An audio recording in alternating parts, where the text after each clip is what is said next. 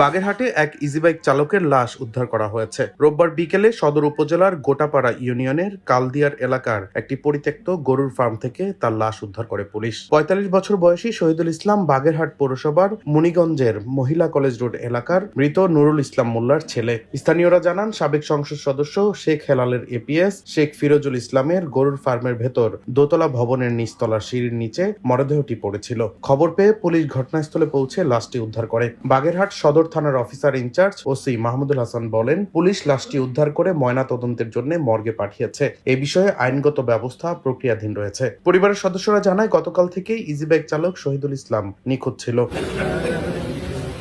Desk report, Dainik destiny.